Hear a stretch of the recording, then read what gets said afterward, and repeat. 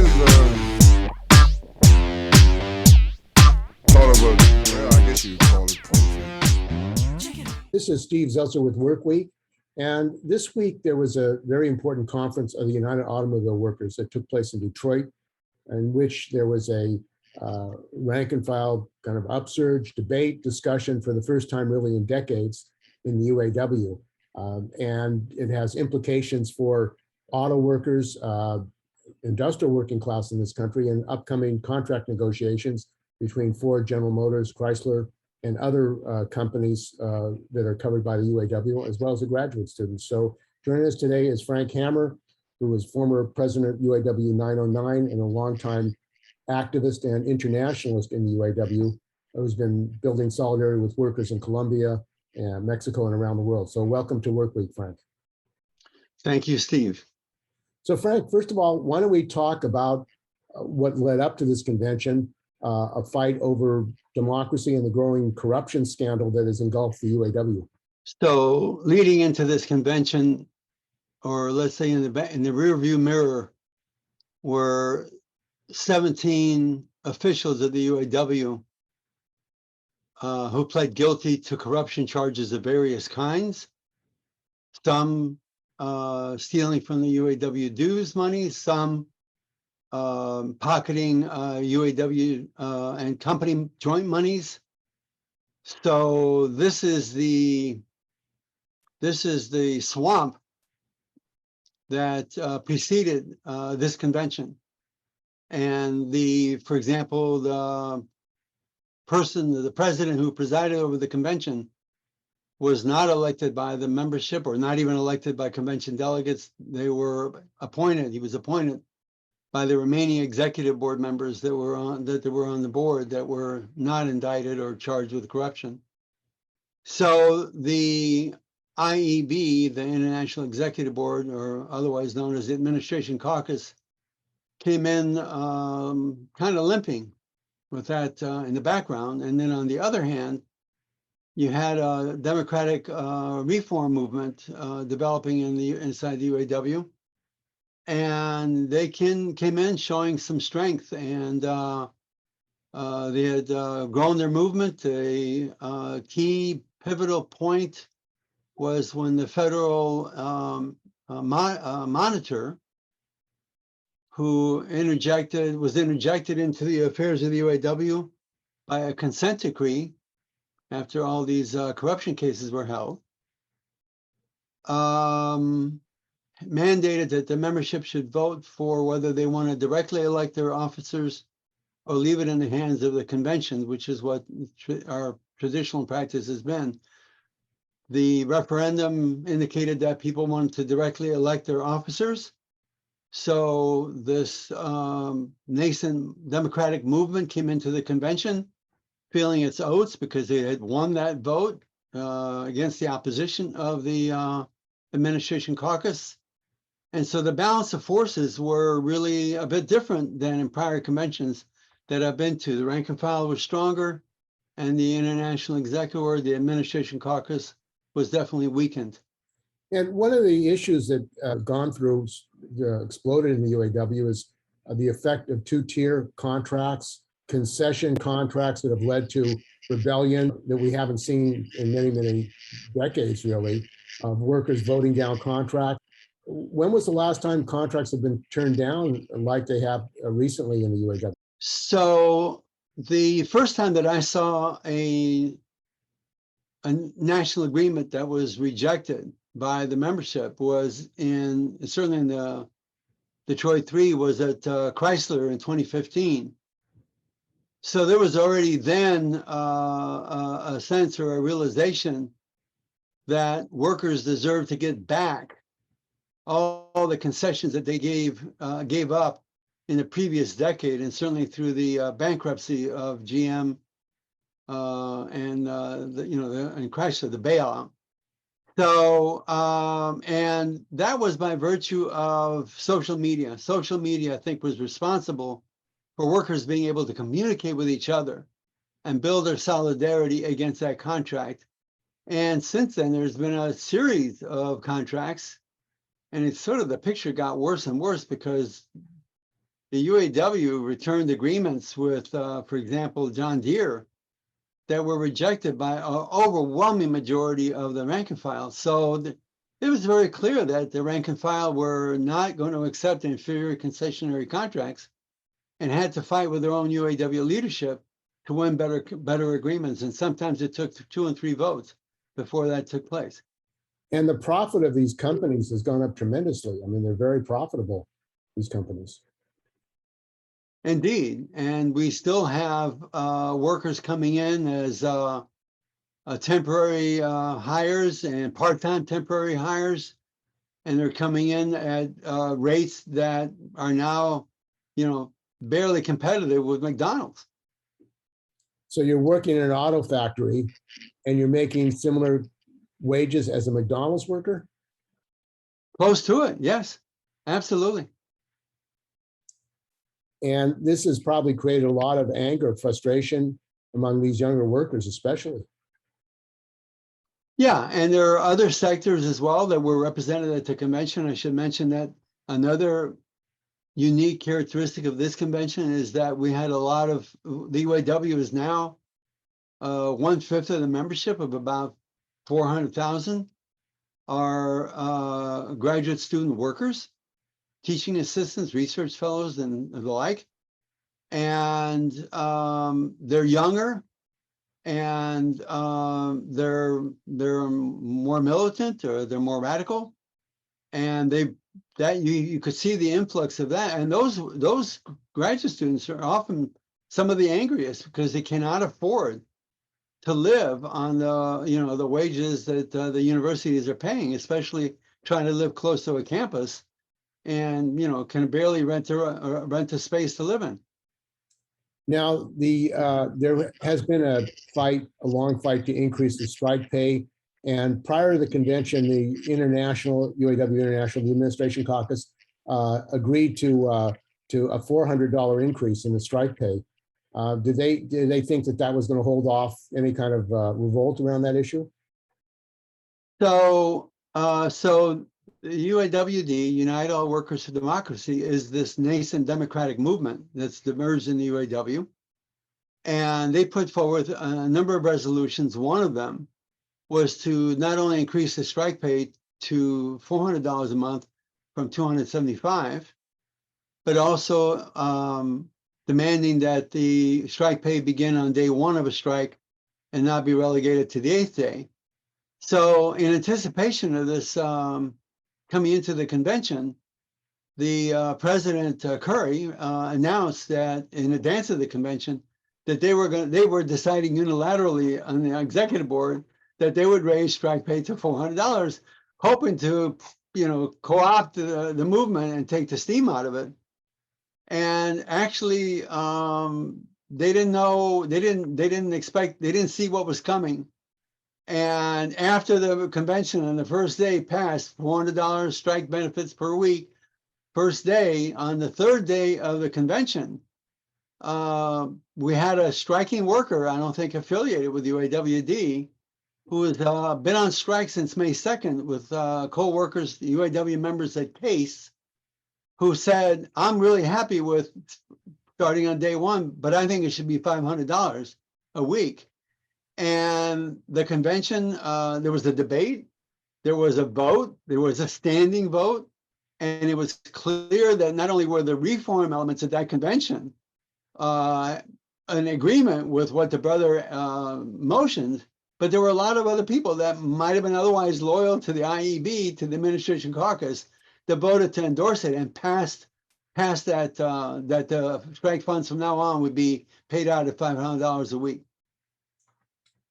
And that must have been quite an upsetting thing for the Administration Caucus, that their own members were voting for this $500 a week proposal.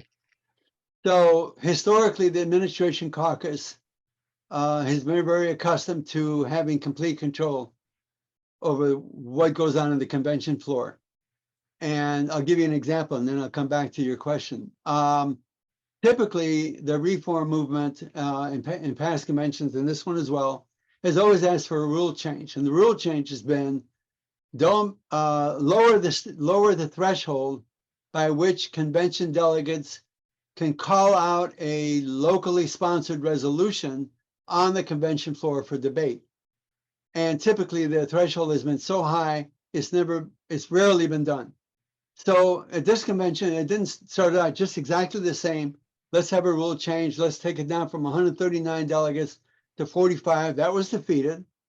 And lo and behold, in the next few days, the reform elements and the sympathizers had way over 139 votes to pull out resolutions. And that was a signal that now it was the red delegates that actually had control of the agenda of what was going on in the convention floor, because they could pull out resolutions. They could tally the votes, and they had more than 139. So that literally the delegates control the agenda. And it must have been utterly frustrating for the IAB. They've not experienced that. And when was the last time that happened at the UAW? Steve, I don't recall that happening before. It's extremely rare. Extremely rare. The rank and file delegates actually were taking control of the agenda of the convention. That's a big development for the UAW. Absolutely. And the Administration Caucus did not know what to do. And sure enough, so the consequences were that the normal way that the convention would go is that we would have a resolutions committee, and the resolutions committee would read out to the convention the proposed omnibus resolution from the Administration Caucus. That did not happen except for maybe small bites here and there. That control was gone. They could not do that. And therefore, in the place of that, were these resolutions that were coming up from the reform elements and from the local unions. They lost control. And by the time that the vote was held on Wednesday afternoon, where the delegates said, yeah, we want 500 for strike benefit, the IEB, the Administration Caucus, had lost control of the floor. And another issue was internationalism, the whole development of Mexican workers. Why don't you talk about that, how that played into this convention? Well, the short answer for that is it didn't. But in a certain way it did. So there was a push in advance of the convention to insist that the UAW invite the GM workers in Silao, Mexico, who had recently formed their own independent union. And it was very much with the AFL-CIO already having done that at their convention in June. In fact, not only had they invited them to that convention, they were actually given a human rights award. We also know that Cynthia, which is the name of the independent union that the GM workers formed, they're also invited for an August convention with the Unifor, the auto workers union in Canada, that they're going to receive a Nelson Mandela Award. So it was reasonable to expect that the UAW would follow script and would invite the Cynthia representatives to the UAW convention to address the convention, to talk about not only their victory in Mexico, but also the fact that the Cynthia members, the GM Silao workers, had expressed solidarity and been in solidarity with the UAW GM strike in 2019 at GM. None of that happened. The UAW did have guests from Mexico. They were all members of the Solidarity Center, staff members in Max Station in Mexico. Those were the guests of the UAW, the Solidarity Center members in Mexico? Representing Mexico, yes. Not the workers, not the GM workers that had scored this unbelievable, unprecedented victory. Now, the way that information did get to the floor was through UAWD, that were highly organized, were issuing newsletters each day, summing up some of the things that had gone on the previous day, putting forward an agenda for that day, and they publicized the heroic struggle of the GM Silao workers and the fact that they formed a union.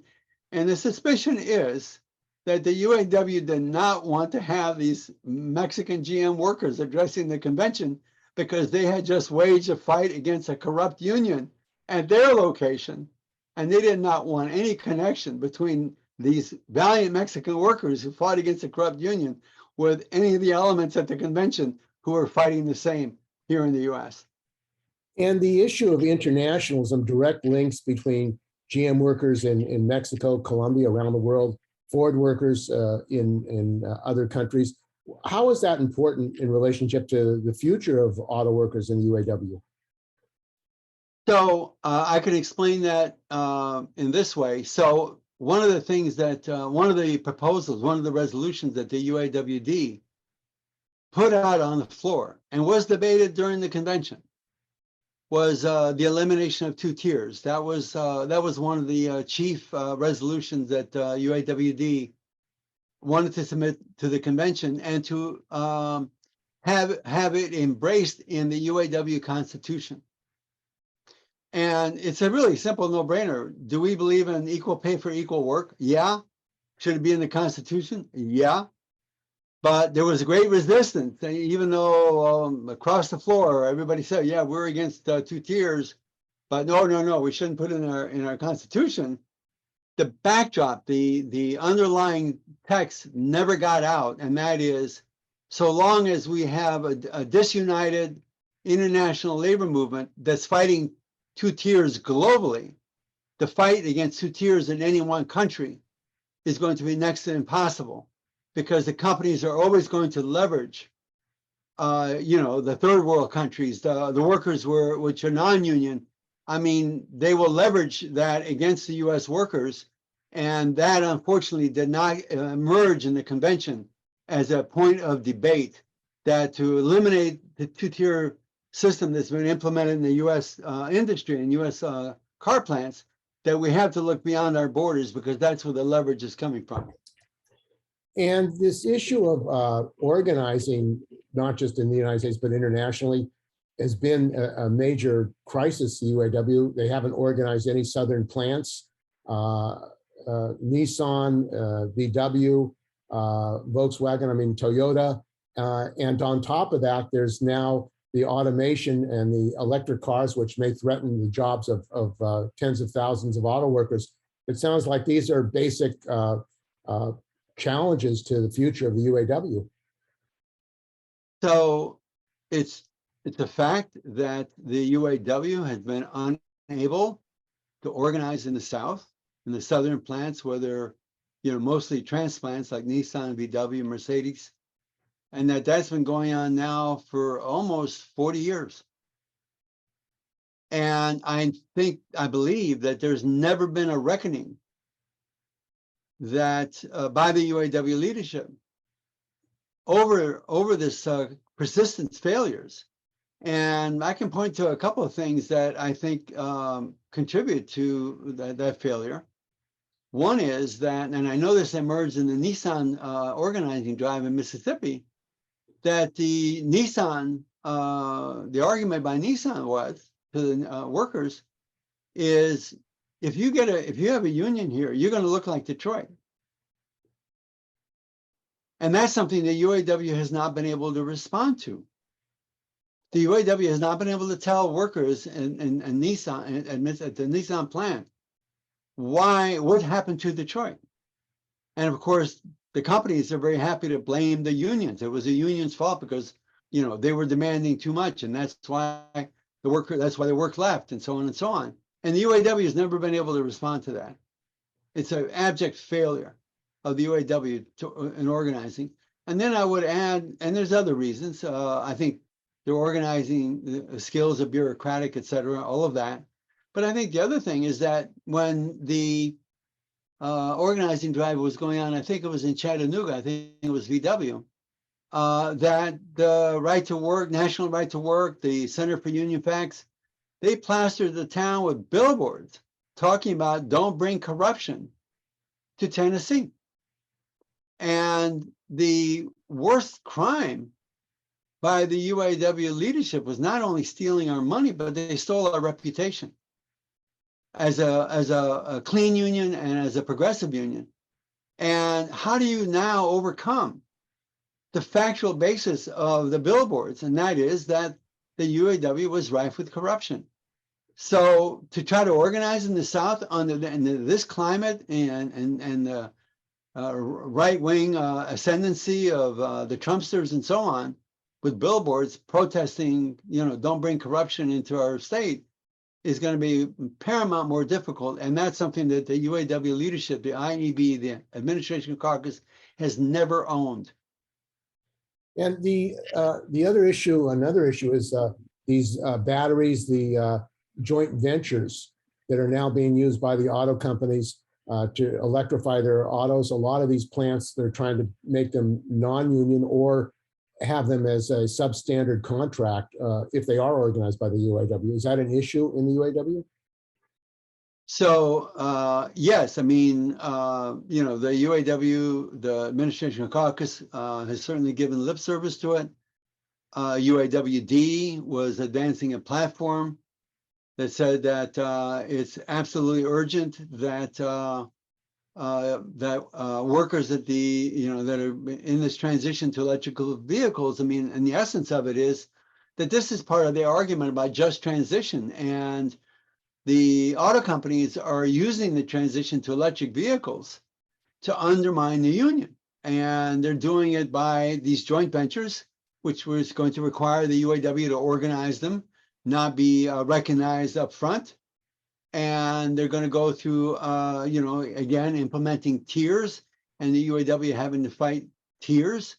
So the employers have seen a power advantage in going to these electric vehicles, and the UAW doesn't have much of a response. And the UAWD was advocating that any future organizing drives involve rank and file workers who can talk worker to worker to help organize those plants, and then make them equivalent to the current Detroit 3. And there's also the issue of the rise of fascism in the United States. Massacres that are taking place against Mexican Americans, against Blacks, against Jews. Was there any debate or discussion in the UAW about the rise of fascism, the danger of a coup, the insurrection, and the threat to any kind of democracy in the United States? Well, I mean, let's make that really, really concrete. We've seen the right-wing, reactionary Supreme Court already began to strip rights that folks in the U.S. have begun, taking for granted. And just down the pike is going to be an assault, an all-out assault on union rights. That was not a subject of this convention. And I don't recall looking through the Administration Caucus proposed resolutions. I don't even see it being addressed. So there's a whole political framework that we're living in, and the emergence of the right and the emergence of fascist elements that are seeking to take control of the U.S. government. We saw that on January 6th. That the UAW is really caught in the headlights. It's like deer in the headlights, and there's no political expression of it. There's no effort to promote a debate. There's no analysis of where this is taking the union movement in the U.S., never mind the rights of peoples of color and women and so on. So that discussion was thoroughly and totally absent from the UAW convention. And that's perilous for auto workers who are going to see their ranks continue to be divided, because Trump elements have made inroads in the ranks of our labor movement and in ranks of auto workers, so that you have elements within UAW that consider themselves Trump supporters, and that's not been addressed at all. So these Trump supporters, do they have a candidate in the UAW? So one of the significant things of our convention is, because of the referendum, we now have not anointed leaders coming out of the convention, but an open race, elections to be held in October for the first time in the UAW's history, where every rank and file member and every retiree has the opportunity to vote for the new leadership. That's parallel in UAW history. So the nominations were held at the convention. At the top spot for president, we have 4 different candidates, and they really represent the 4 different brandings. You have of course, the Administration Caucus with Ray Curry. You have the UAWD supporting a reform candidate who comes out of the staff of the UAW and long experience at Chrysler and local office. And then you have this Trotskyist element also vying for that position. And then we have what I would call a right-wing libertarian who's also vying. So these political tendencies will be represented in the elections in the fall. And it should make for some really important debate within the ranks of the UAW for what should be the direction of our union, not only in terms of contracts, but also politically. And the issue of the reliance or the connection of the unions to the Democratic Party, a lot of workers were angry with the Democratic Party. A lot of they're angry with the Republican Party. Was there any debate about a Labor Party, a political alternative for working people in the United States? Short answer, no. And, the presumption, and this is typical of, obviously, historically, of the Administration Caucus, and that is that it's just a default that the UAWD is tied to the coattails of the Democratic Party. And so, we had it's customary for the convention to bring in Democratic Party politicians to extol the virtues of the Democrats and Democratic Party. So that is not a subject of debate. That is a given. And unfortunately, that was not addressed by the reform elements either. So that's just another subject that everybody's kind of mum about. And yet the outcome of those kinds of issues is going to have the most significant effect on our UAW and on the labor movement as a whole. Well, I was just at the California AFL-CIO convention, and again, there was no debate about the danger of fascism, but Chris Smalls, who spoke at the convention, California AFL-CIO Labor Fed convention, said that if the Republicans took power in Congress and took over the government, they would crush the labor movement. And there was no discussion about that, but then it was followed up by a resolution by this guy, Cliff Smith from the roofers in Los Angeles, that supporting the prosecution of those who were engaged in the insurrection and attempted coup. And that was voted down at the convention, which is pretty interesting that they would vote something down to prosecute the people who wanted to overthrow the government, overthrow the Constitution. Yeah, that's utterly dismaying to hear that, but they're miles ahead of the UAW. The UAW didn't even have the conversation. And that's, it's laughable, but really it's the gravity of not only the question of fascism and the attempted coup, and one other subject, that I persist in bringing up, that it was also not mentioned, not one word, is how does the UAW address the question of the climate crisis? And even though we know there's a conversation about how we should organize workers at electric vehicle manufacturers and the joint ventures and so on, the UAW is not, nor is the reform movement directly tackling, things like what we just saw this weekend or this past week with the disasters that have hit, I think it's Eastern Kentucky, with this flooding that has resulted in massive disaster and the deaths of at least 16 people, and they anticipate there's going to be more, that kind of conversation should be front and center for an industry that's invested in the internal combustion engine. And how do we make a transition fast enough to address the climate crisis, all the while protecting the livelihoods of UAW represented workers and auto workers in general? And that conversation, unfortunately, was not had. And I think it's kind of like, are we living on the same planet? Well, do you think that these private control of, for that matter, the energy, the utility industry, and the auto industry is going to be able to solve this cataclysmic and crisis, climate global crisis that is growing rapidly. There is no question that a central demand of this UAW convention, coming out of the convention, would have had to have been about the nationalization of the energy industry.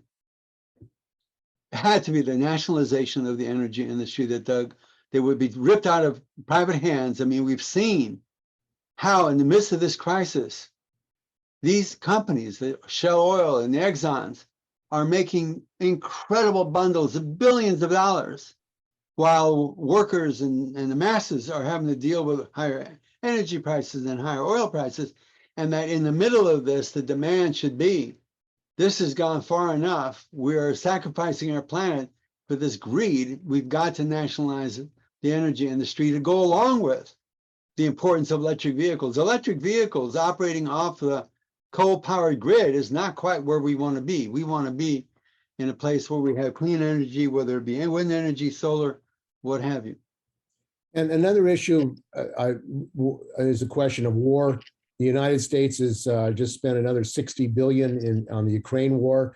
The war machine in the United States takes trillions of dollars. Was there any debate and discussion of the danger of world war and the continued expansion of the militarization in the United States, the Asian pivot to surround China, and the threat to danger of a world war? So I should mention, so like, for example, the UAW and its proposed resolutions coming from the Administration Caucus did have a section on defense. And they are completely subscribed to war. They completely subscribe to the intervention, the U.S. intervention, military intervention in Ukraine, and they all they're concerned about is not losing members in the defense industries, and so that didn't even come up in the convention, even though it's one of the proposed resolutions. And certainly there was no debate had in regards to the current where we are with the what $850 billion budget for defense, for war, and no debate to, is there an alternative, or are we actually going to go down this channel to further aggression and war with Russia, and making this pivot to fomenting a war with China over Taiwan. And none of that was discussed. And obviously that's going to have an impact on every one of us, and certainly on the masses of people in the US and around the world. And that was not addressed by the UAW administration, and not addressed by the reform elements in the ranks. And the resolutions that came from locals and affiliated bodies, were they provided to all the members? So yeah, well, the delegates received two books. One was the UAW's book, and I don't know if you can see it. Can you see that? No. Yeah, if it's closer to you, yeah, okay. Yeah, here we go, right? There you go. Yeah. And then there was another booklet that is the resolutions that are submitted by the local unions. And yes, we have them in hand. Usually one collects a lot of dust. And like I was saying earlier, what made this convention different is that the delegates could actually call out the resolutions that were submitted through the local union and out of that other book. That's not been typical. That book has usually just collected dust. And so, yeah, there were resolutions from the locals that were, in fact, brought out on the convention floor, to the frustration of the international leadership. So in a lot of unions, the AFL-CIO and the California AFL-CIO and other national unions, they don't provide all the resolutions submitted by affiliated bodies, including the CWA, of which I'm a member. You would not find out what the resolutions are from affiliated bodies because they have to be approved by the resolutions committee. So the members aren't getting a hearing, at least a look at all the resolutions submitted. Yeah, the resolutions that were not accepted by the national body are submitted to the delegates. So delegates are aware of the resolutions that were submitted by the local unions. But like I've said, in former conventions, these never saw the light of day. In this convention, to the surprise of the Administration Caucus, and maybe to the surprise of the reformers at UAWD, these resolutions did come out on the floor. And the upcoming election is coming in the face also of contract negotiations. This probably situation in the UAW is probably disturbing to these auto companies who want to be able to have a administration caucus in place to impose what they want or to push what they want. How is that going to change the negotiations in the auto industry? Well, we have to see what the outcome will be in October, which is not very far away. I think that the sense that you got in the media, for example, in the corporate media, is you could begin to sense that there's a nervousness in the auto industry, in that they're not going to be able to follow the script that they've been following for the last decades. They're not going to have any kind of certainty about this cooperative, compatible leadership of the UAW that's gone along with a certain script with the union, with the companies. They can't count on that anymore.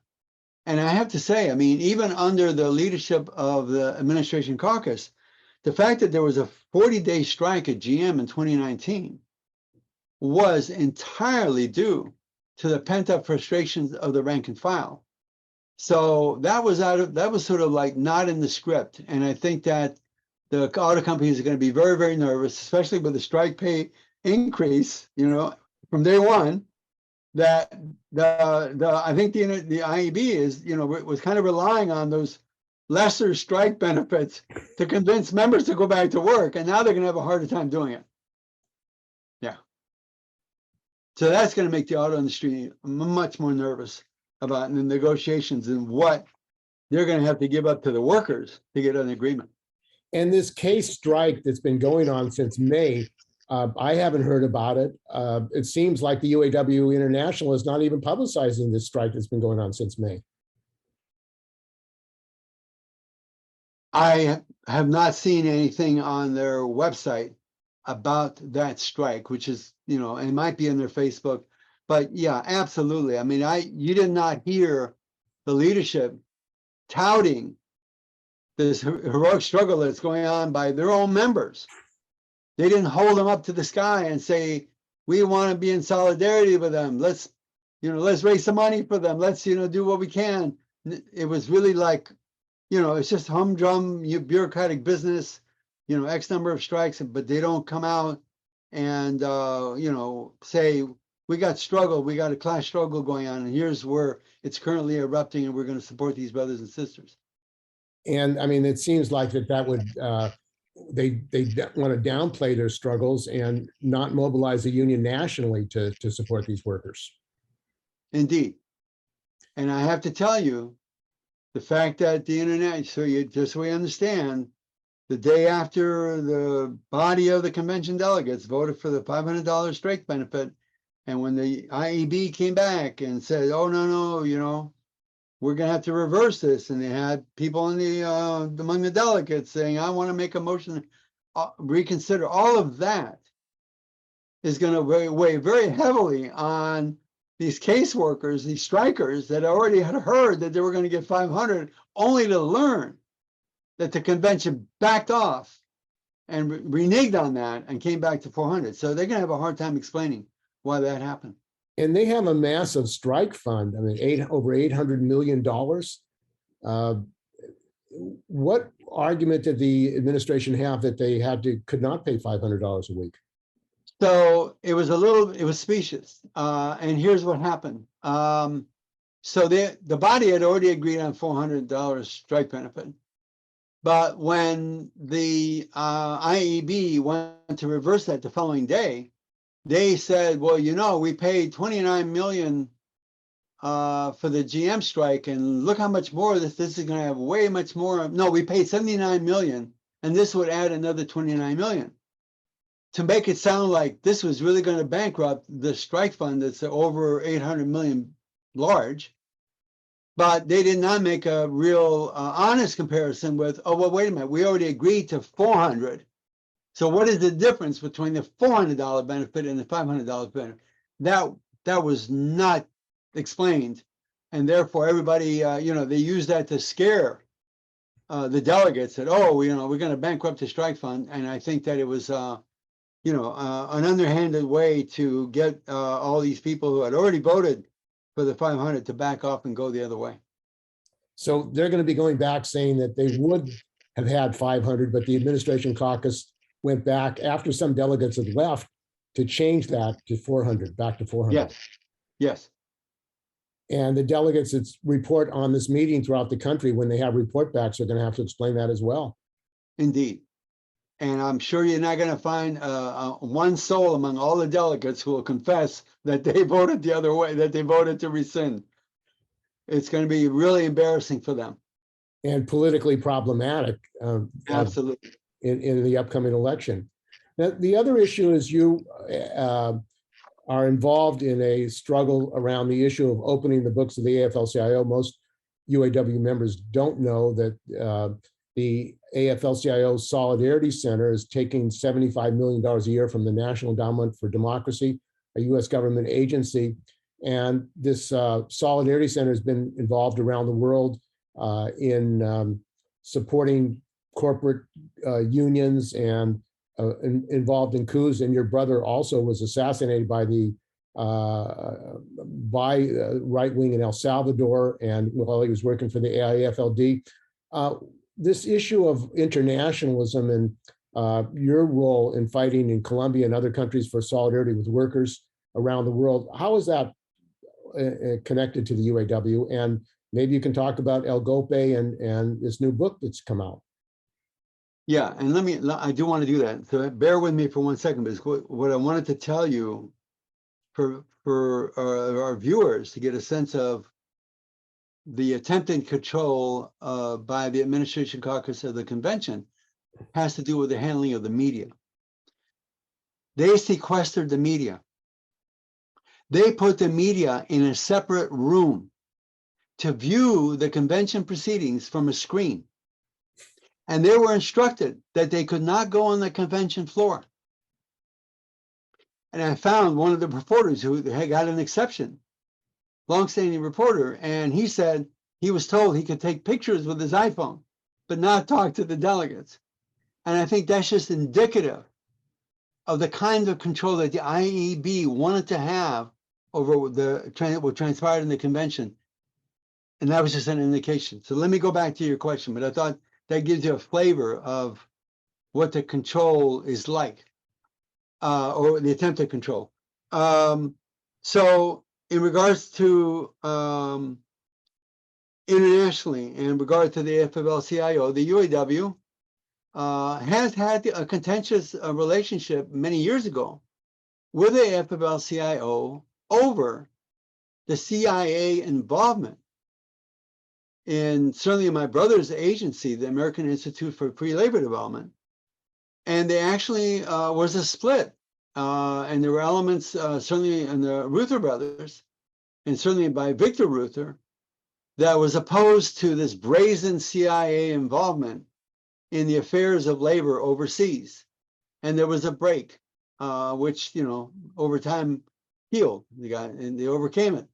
So the ongoing US government intervention in the labor movement's affairs overseas has continued unabated.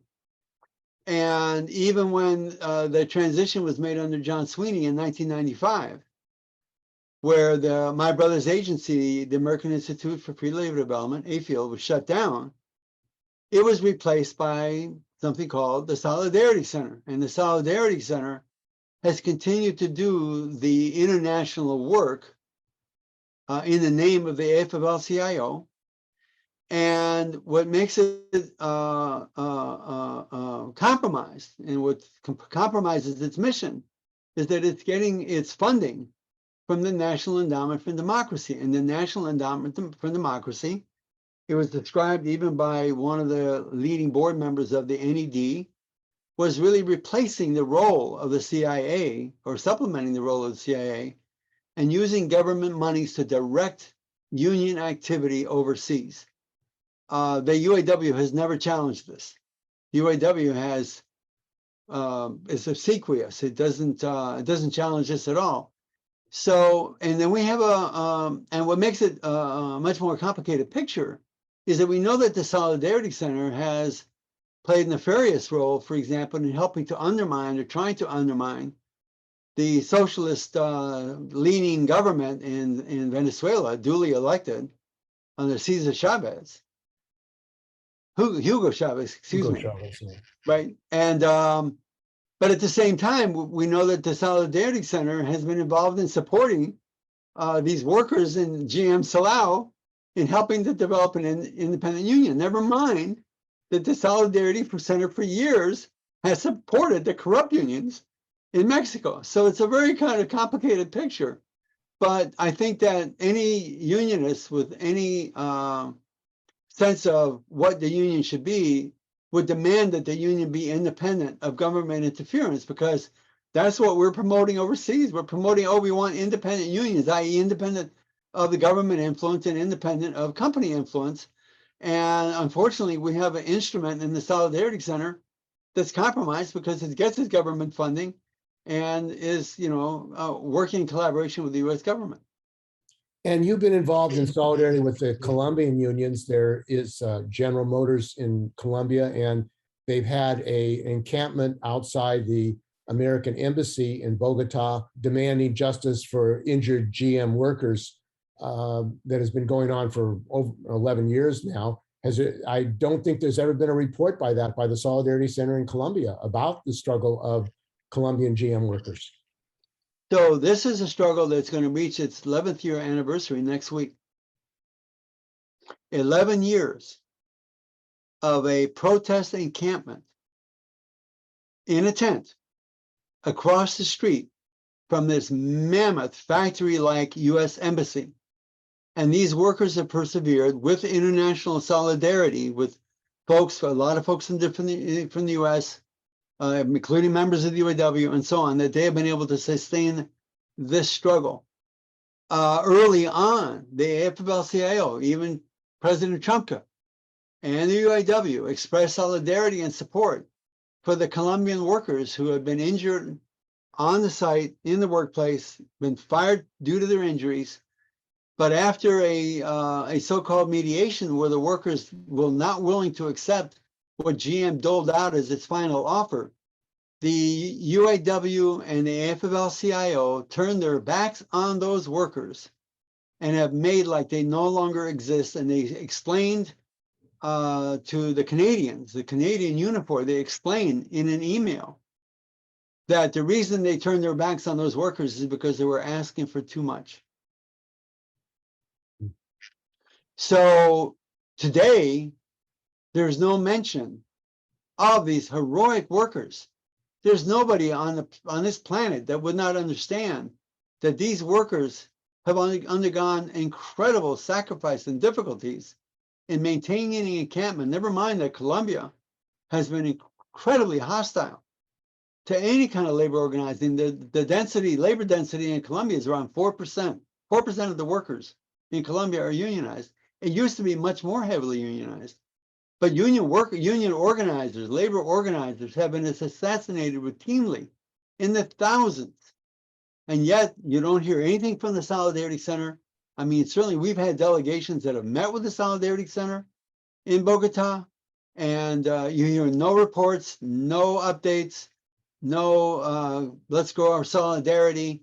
And what that shows you is if the Solidarity Center is willing to come forward for Mexican workers, Mexican GM workers, but they're not willing to come forward for Colombian GM workers, whose script are they following? They're obviously not following their own. Otherwise, they would be supporting the Colombians just like they're supporting the Mexicans. So the script is not being written by the Solidarity Center. It's being written by the U.S. government.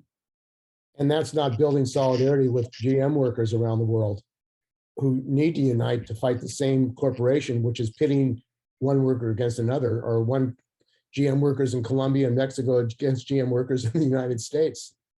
Indeed. And the Solidarity Center, like I said, has not lifted their finger for the Colombian workers. And the question of injuries on the job, that's a global question. That's a global issue. And how better to highlight this struggle than by workers who sustain injuries and lost their jobs, wanting to fight back in the absence of a union. Their plant, their union was once strong, and it was busted by GM and the Colombian government in the 90s. So when the workers in droves were fired, like in 2010, there were only 45 remaining members of a union in that plant. So it's a non-union plant, and yet they waged this struggle. They waged a struggle by the 10th encampment. They waged a struggle by staging not one, not two, but 3 hunger strikes with lips sewn shut, and dramatized the plight of injured workers who are not represented by a union. And this is what we have to overcome if we're going to be a strong labor movement internationally. And one way to do it is to pick up on the struggle in support of these continuing struggle by these Colombian GM workers. Asochico is their name. And you've been involved in that. And also, was there any discussion or debate about the situation in the plants, the heat in the auto plants, the COVID workers having wildcats because there was a epidemic in the plants, and some workers were fired because they complained about it, the COVID and the failure of the companies to protect workers in these plants? So COVID was not a formal discussion in the convention at all. Not at all. And the UAW itself had fairly lax standards regarding COVID. What about for convention delegates? Were convention delegates checked or anything like that? They were not. Nope, they were not required to have vaccination affirmations, vaccinations. The masking was voluntary, so it was very, very loose and very lax. So no, but there was no. I mean, so appropriately, there would have been a discussion about. We know the pandemic is not over. We know it's going to take other forms. How do we best prepare as union brothers and sisters to take on the companies in regards to their policies in the workplace? And what do we have to do to wage this struggle? I didn't see any attention paid to that whatsoever. So this epidemic then is going to go through these plants and continue to go through the plants. It seems like unabated. It would appear, and hopefully we know that early on with COVID-19, I remember documentation of like 28 auto workers losing their lives to COVID. And we know that these days, we've been able to overcome the hospitalizations and the death count due to the vaccinations and so on, but there's no guarantee going forward that this will sustain, and we don't know what other forms the pandemic is going to take. And you've also been involved in trying to get this book out about Ford in Mexico City. Why don't you talk about that in the connection to the UAW? Yeah, you asked about that earlier. Sorry, I should have answered.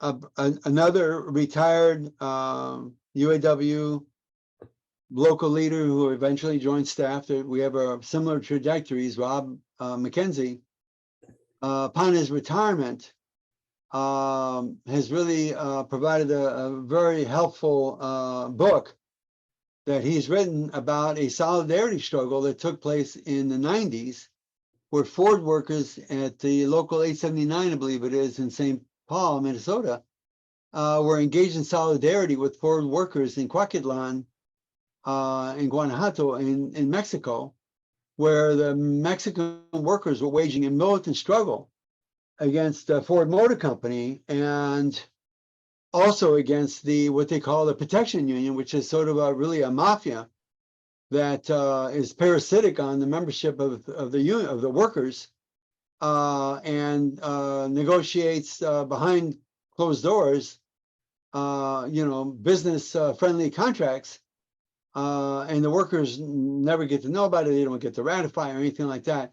So these Ford workers, very militant, knowing that they were up against these mafia union and the Ford Motor Company, waged this heroic struggle. And what he writes about is he calls it the coup. He writes about the intervention of the AFL-CIO and the CIA in helping the mafia union and the company crush this rebellion, crush these workers' strike, where the workers for a time occupied the Ford plant and enabled or instructed like 200 or 300 goons to go in the plant with these phony Ford uniforms and actually shot 9 workers and killed one. And Rob McKenzie had learned that my brother's agency, American Institute for Free Labor Development, was involved. And he traced down the connections between the CIA, the Ford Motor Company, the US State Department, and the events that transpired, and wrote a great expose in this book. And I think that it's critical for UAW members to read and understand, because this is going to give a historical context to the UAW that we encounter today. So I would urge workers to read that book, to get that book.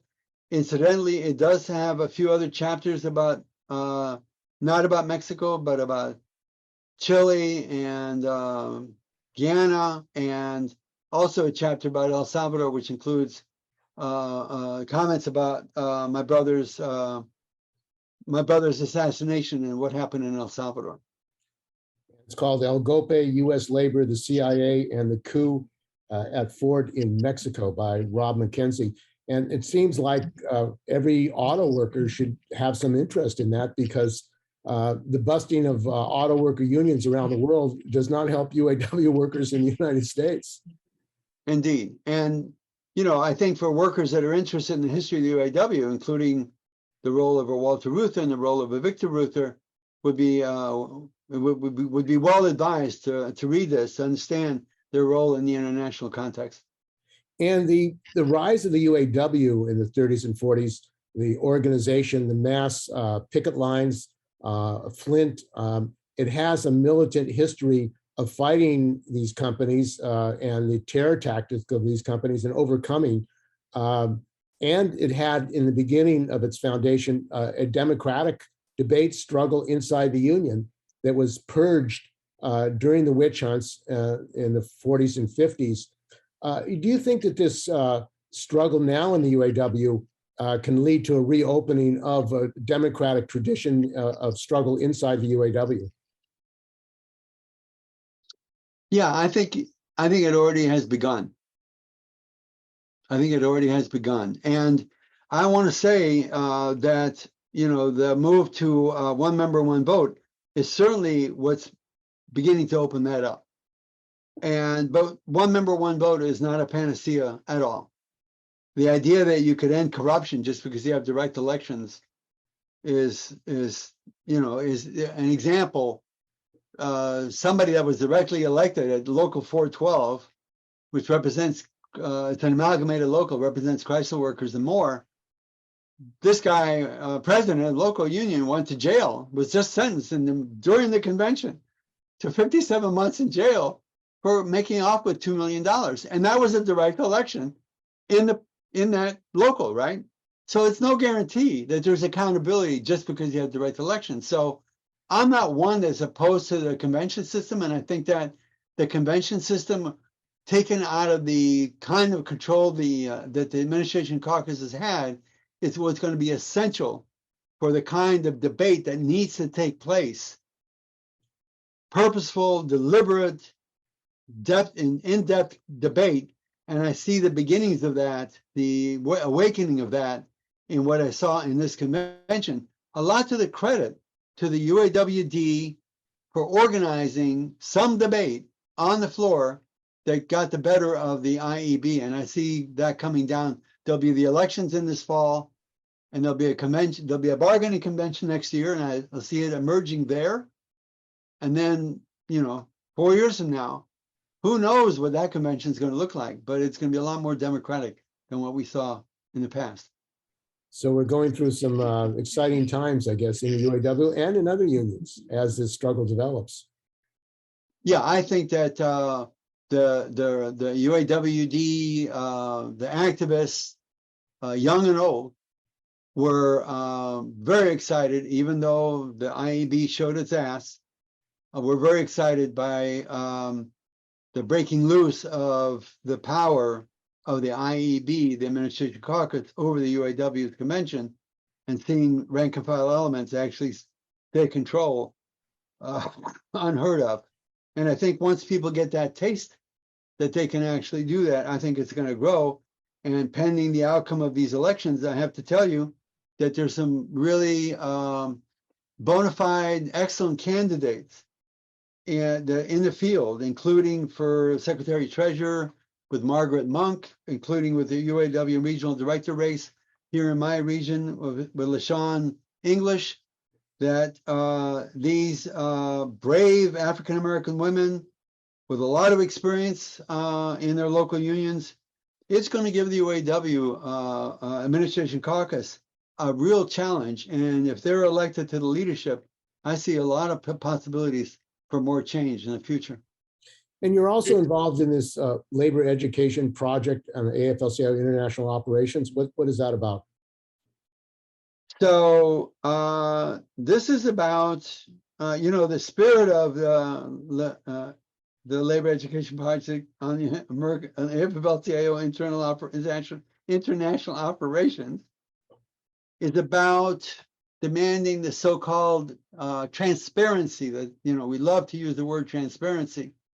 And it is about rank and file labor elements saying it's about time that we have transparency on what the AFL-CIO is involved with internationally, how it's using this money to advance our cause or otherwise. And also they open the books on their historical activities, which they have never has hit the light of day through the AFL-CIO. And the most profound example I can point to is the AFL-CIO's role in helping and assisting a coup in Chile, whereby a right-wing fascist government replaced a duly elected socialist government with the assistance of the AFL-CIO. And the AFL-CIO, and really to come forward on the international front and therefore on the global front, has to come to terms with those activities. And that as a labor movement, we have to vow that we will never, ever engage in that kind of activity again at the expense of auto workers or workers in general around the world and certainly in the US. And LePayo is in the forefront of wanting to do that and to begin to mount a campaign to get local unions, to get labor federation, labor councils to demand that of the AFL-CIO. And I see that growing as well. And of course, these multinationals in the United States are all over the world. It's a global capitalist class that we're dealing with. So linking up internationally with other workers is critical if you're going to fight these multinationals and the billionaires. Yeah, the sooner that we as a labor movement understand that if they can pay GM workers in Silao 1/10 of what GM workers make in the US, there is no hope for a robust labor movement that can really take on the corporations without removing those fissures between workers and bringing the unity between the workers, so that we could see, for example, the next time there's a strike at GM, that it wouldn't be just in the US, it'll be global. And then what will GM do? Okay, well, I want to thank you very much for joining us. We've been talking with Frank Hammer. He's retired UAW 909 president in Detroit, and also was participating in the convention of the UAW as a guest, but gave us an overview of the kind of struggle that went on at that convention. So thanks for joining us on Workweek, Frank. I'm very grateful to you, Steve. Thank you.